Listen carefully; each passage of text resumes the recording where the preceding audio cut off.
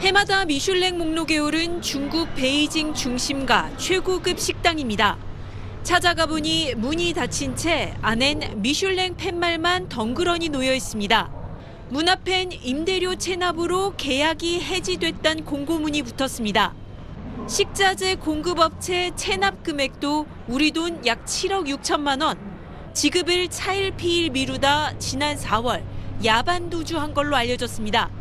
베이징 시내에만 4개 점포를 운영했던 또 다른 미슐랭 식당도 비슷한 시기 갑자기 폐업했습니다. 직원 임금도 제대로 주지 못한 걸로 확인됐습니다. 据员工说，1月份开始已经没有上社保了。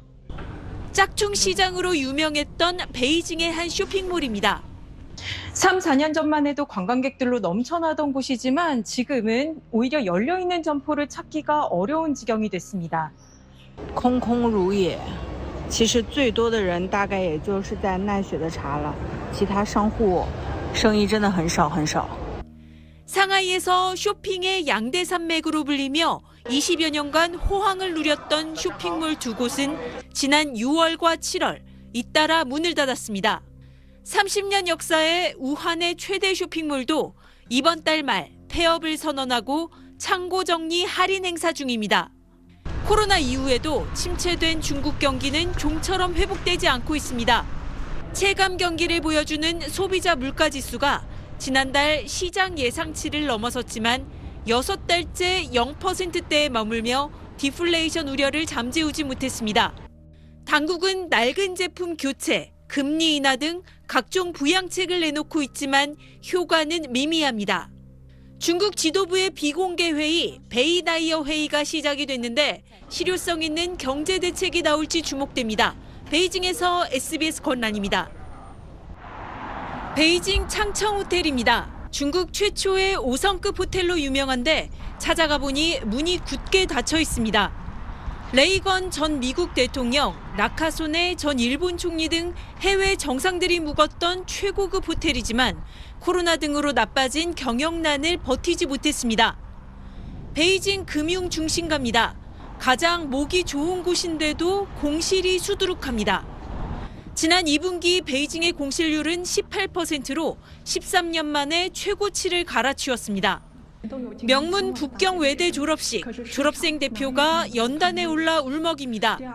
要是我没上过大学就好了。如果我没上过大学，我就可以心安理得的去当服务员。可是我上了大学，拉不下脸。 1년 전 최고치를 찍었던 청년 실업률은 재학생은 제외하도록 통계 방식을 바꾼 뒤에도 여전히 13, 14%대입니다. 청년 실업과 부동산 불황, 내수 침체 등 중국 경제가 직면한 3중고 타개 방안이 기대됐던 3중전회가 끝났지만 뾰족한 수는 없었습니다. 대신 시진핑 국가주석이 강조해온 중국식 현대화와 신품질 생산력이 거듭 목표로 제시됐습니다. 당장의 경제과제 해결보다 반도체와 바이오 등 첨단 기술, 주력 산업 발전에 역점을 두겠다는 전략입니다.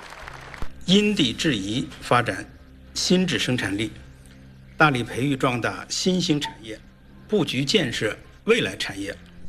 미국과 경쟁이 격화하는 상황에서 중국이 독자 기술 확보 등을 통해 미국의 봉쇄를 뚫겠다는 의지로 풀이됩니다.